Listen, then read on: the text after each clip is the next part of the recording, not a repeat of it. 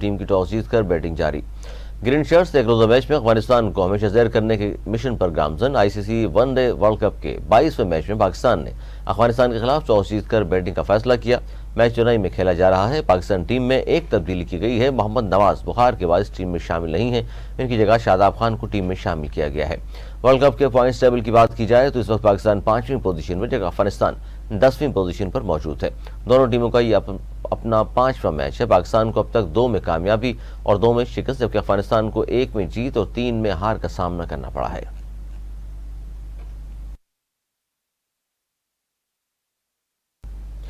Supreme court Pakistan نے فوجی عدالتوں میں سولین کے ٹرائل کے خلاف کیس کا فیصلہ محفوظ کر لیا۔ جسٹس اعجاز الحسن کی سربراہی میں 5 رکنی رالڈر بینچ نے سماعت کی۔ جسٹس منیب اختر، جسٹس یحییٰ آفریدی، جسٹس مظاہر نقوی اور جسٹس عائشہ ملک لارجر بینچ میں شامل ہیں۔ اٹارنی جنرل عثمان منصور اوان نے دلائل دیتے ہوئے عدالت کو یقین دہانی کرائی کہ 9 مئی کے ملزمان کا فوجی عدالتوں میں ٹرائل بھی سول عدالتوں کی طرز پر ہوگا۔ شہادت ریکارڈ اور فیصلے میں تفصیلی وجوہات تحریر کی جائیں گی۔ اٹارنی جنرل عثمان منصور اوان نے عدالت کو بتایا کہ عدالت تسلیم کر چکی ہے کہ ملٹری کورٹس آرمی ایکٹ کے تحت قائم عدالتیں ہیں۔ ملٹری کورٹس آئین کے آرٹیکل 175 کے تحت قائم عدالتیں نہیں، ملزمان پر تو قانونی شہادت کا اطلاق بھی کیا جا رہا ہے۔ فوجی عدالتوں میں ان ملزمان کا فیئر ٹرائل کا حق متاثر نہیں ہو رہا۔ اٹارنی جنرل نے عدالت سے استطاع کی گزارش ہے کہ عدالت سیکشن 21D کو وسیع التناظر میں دیکھے۔ عدالت نے اٹارنی جنرل کو تحریر دلائل جمع کرانے کی بھی اجازت دے دی ہے۔ عدالت نے کیس میں 9 درخواستیں واپس لینے کی بنیاد پر خارج کر دی۔ جسٹس اعجاز الحسن نے ریمارکس دیے کہ اگر ہم ابھی واپس آئے تو مختصر فیصلہ جاری کر دیں گے۔ ملٹری کورٹس کا مختصر حکم نامہ آج ہی سنائے جانے کا کبھی امکان ہے۔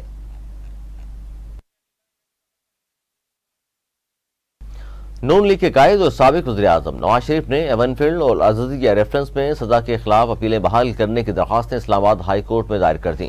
وکیل امجد پرویز نے نواز شریف کی جانب سے اپیلیں بحال کرنے کی درخواستیں دائر کی ہیں۔ درخواستوں میں استطاع کی گئی ہے کہ اپیلوں کو بحال کر کے میرٹ پر دلائل سننے کے بعد فیصلہ کیا جائے۔ یاد رہے کہ سابق وزیر اعظم نواز شریف ایون فیلڈ اور الازہریہ ریفرنس میں سزا یافتہ ہیں اور 10 سال تک عوامی عہدے کے لیے نااہل ہیں۔ نواز شریف نے 21 اکتوبر کو 4 سال بعد وطن واپسی پر اسلام آباد ایئرپورٹ کے لاؤنج میں اپنے وکلاء سے مشاورت کی تھی اور اپیلیں بحال کرنے کی درخواستوں پر دستخط کیے تھے۔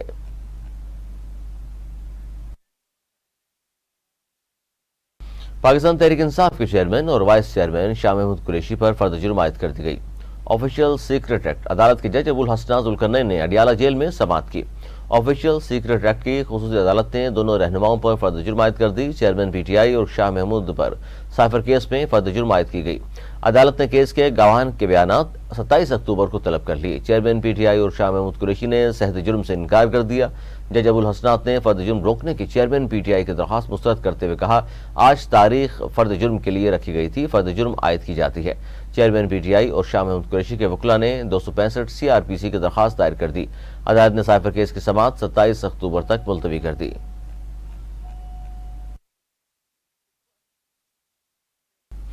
سپریم کورٹ نے 90 روز میں انتخابات کے کیس کی سماعت 2 نومبر تک ملتوی کر دی۔ چیف جسٹس قاضی فائز عیسیٰ کی سربراہی میں 3 رکنی بینچ نے سماعت کی۔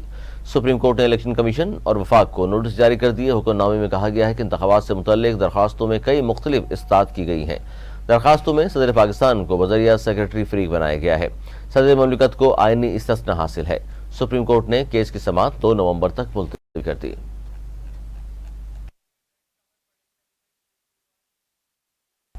پاکستان اسٹاک ایکسچینج میں آج کاروبار کے آغاز سے ہی تیزی کا رجحان رہا۔ 100 انڈیکس 51,000 پوائنٹس کی سطح عبور کر گیا۔ مئی 2017 کے بعد پہلی بار پاکستان اسٹاک ایکسچینج کا 100 انڈیکس دوبارہ 51,000 تک پہنچا ہے۔ 25 مئی 2017 کو 100 انڈیکس تاریخ کی بلند ترین سطح 53,127 پر پہنچ گیا تھا۔ آج اسٹاک ایکسچینج میں 600 سے زائد پوائنٹس کا اضافہ ہوا اور 100 انڈیکس 51,392 کی سطح پر پہنچا۔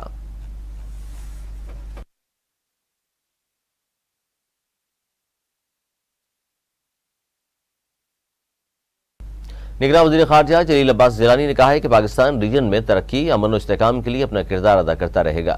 نگراں وزیر خارجہ جلیل عباس جیلانی نے انسٹیٹیوٹ آف اسٹریٹجک اسٹڈیز اسلام آباد میں آسیان کارنر کی افتتاحی تقریب سے خطاب کرتے ہوئے کہا، آسیان کارنر کا قائم ہونا آسیان ممالک اور پاکستان کے تعلقات کو بڑھانے میں ایک اور قدم ہے۔ پاکستان کے آسیان ممالک کے ساتھ بہت اچھے تعلقات ہیں۔ کرونا وبا کے دوران پاکستان کے آسیان ممالک کے ساتھ تعلق مزید بہتر ہوئے۔ انہوں نے کہا کہ سائبر اور اسٹریٹجک سیکیورٹی کو دیکھتے ہوئے آسیان ممالک کے ساتھ تعلقات مزید مضبوط کر رہے ہیں۔ پاکستان اور چائنا اکنامک راہداری علاقائی تعلقات کی ایک عمدہ مثال ہے۔ ہم آسیان ممالک کے ساتھ بھی اپنے علاقائی تعلقات کو بڑھانا چاہتے ہیں۔ آسیان ممالک بھی انڈین تعصب کا شکار رہتے ہیں اور پاکستان بھی۔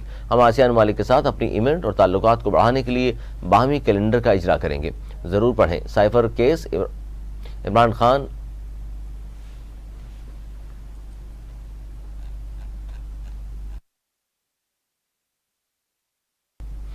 اسرائیلی فوج کی غزہ میں داخل ہونے کی کوششیں ناکام بنا دی گئیں۔ اسرائیلی فوج کا ٹینک فلسطینیوں کے نرغے میں آ گیا۔ عرب میڈیا کا کہنا ہے کہ اسرائیلی فوج غزہ اور اسرائیل کے درمیان آہنی باڑ کی مرمت کے لیے جانا چاہتی تھی۔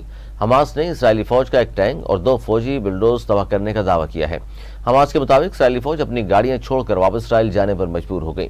اسرائیلی فوج کی جانب سے غزہ پر 16ویں روز بھی بمباری جاری ہے۔ گزشتہ 24 گھنٹوں میں اسرائیلی بمباری سے مزید 266 فلسطینی شہید ہو گئے، جن میں 117 معصوم بچے بھی شامل ہیں۔ غزہ میں 2 ہفتوں کے دوران شہید فلسطینیوں کی تعداد 4700 سے تجاوز کر گئی۔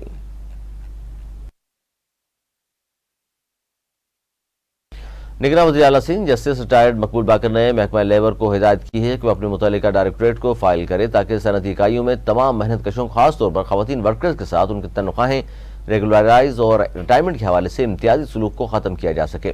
یہ ہدایت انہوں نے وزیر اعلیٰ ہاؤس میں محکمہ لیبر اور پائلر کے ایگزیکٹو ڈائریکٹریٹ کرامت علی کی قیادت میں 29ویں رکنی مشترکہ اجلاس کی صدارت کرتے ہوئے جاری کی۔ نگراں وزیر اعلیٰ سندھ نے مختلف صنعتی یونٹس میں کام کرنے والے مزدوروں کے درپیش مسائل سنے اور محکمہ لیبر کو انہیں حل کرنے کا حکم دیا۔ ایک سوال کے جواب میں سیکرٹری لیبر شارق احمد نے نگراں وزیر اعلیٰ سندھ کو بتایا کہ کم از کم اجرت 32,000 روپے کی کابینہ سے منظور ہونا باقی ہے۔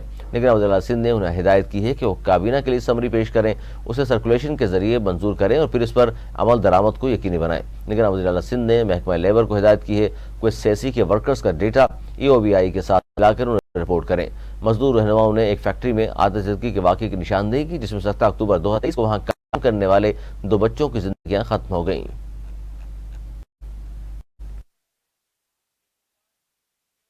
پاکستان پیپلز پارٹی کے رہنما فیصل کریم کنڈی نے کہا ہے کہ الیکشن کمیشن 2 شخصیات کا نہیں، آئین کا پابند ہے۔ سلیکشن کا بار بار تجربہ کرنے کے بجائے الیکشن کی طرف آنا پڑے گا۔ اپنے بیان میں فیصل کریم کنڈی نے کہا کہ کسی کو منتخب یا مسترد کرنے کا اختیار صرف عوام کے پاس ہے۔ فیصل کریم کنڈی نے کہا کہ انتخابات مؤخر کروانے کا مقصد انتخابات چوری کرنے کا منصوبہ ہے۔ ابھی تک الیکشن کمیشن نے عام انتخابات کی تاریخ کا اعلان نہیں کیا۔ PB رہنما نے یہ بھی کہا کہ صرف 2 سیاسی جماعتوں کی خواہش پر انتخابات مؤخر نہیں ہو سکتے۔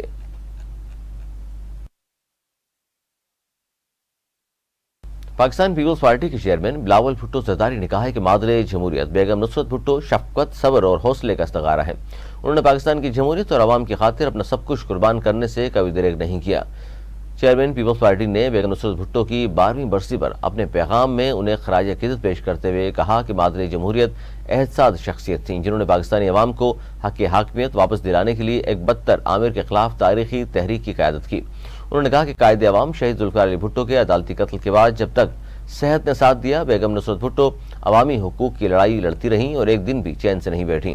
چیئرمین بلاول بھٹو زرداری نے کہا کہ مادر جمہوریت کی جدوجہد ہمارے لیے مشعل راہ ہے، وہ ہمارے دلوں اور تاریخ میں ہمیشہ زندہ رہیں گی۔ انہوں نے کہا کہ آج کا دن یہ عہد کرنے کا دن ہے کہ ہم اسی جرت، عزم و استقلال کے ساتھ عوام کے حقوق کی جدوجہد جاری رکھیں گے جس طرح مادر جمہوریت نے جدوجہد کی تھی۔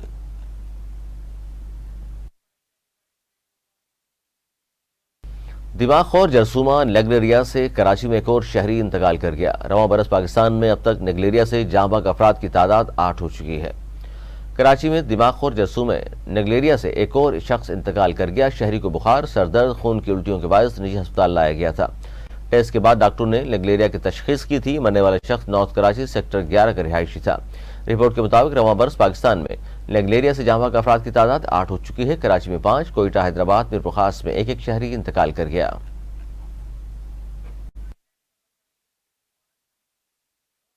افغان حکومت نے افغانستان میں مقیم پاکستانی طالبان گروہوں پر اسلحہ لے کر چلنے پر پابندی لگا دی ہے۔ امارت اسلامی افغانستان کے کمانڈر کی خوست میں سوالے سے ہدایت دینے کی ویڈیو وائرل ہوئی ہے۔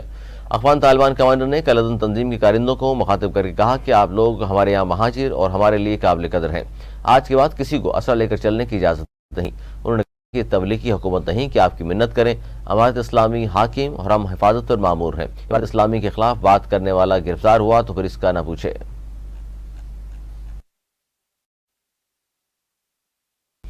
پاکستانی اداکارہ میرا کا کہنا ہے کہ وہ اپنے اہل خانہ پر توجہ مرکوز کرنے کی خاطر فی الحال کام نہیں کر رہی۔ میرا نے انسٹاگرام پر اپنی والدہ کی ایک ویڈیو شیئر کی جس میں وہ ہسپتال کے بستر پر موجود ہیں۔ ساتھ ہی اداکارہ نے حالیہ دنوں کی مشکلات سے متعلق بداحوں کو بتایا۔ انہوں نے لکھا کہ پچھلے 1 سال سے میں نے اپنے خاندان پر توجہ مرکوز کرنے کے لیے اپنے کیریئر میں بریک لگا دیا ہے۔ میری والدہ برسوں سے بیمار ہیں، حال ہی میں ان کی سرجری ہوئی ہے۔ بات جاری رکھتے ہوئے میرا نے لکھا، میری بہن کو حال ہی میں کینسر کی تشخیص ہوئی ہے۔ اپنی زندگی میں اس وقت کافی مشکل سے گزر رہی ہوں۔ ساتھ ہی میرا نے دعا کرنے کے انداز میں کہا کہ اللہ تعالیٰ مجھے ایسا جیون ساتھی عطا کرے جس کے ساتھ میں اپنے دکھ، تکلیف، درد اور خوشیاں بانٹ سکوں۔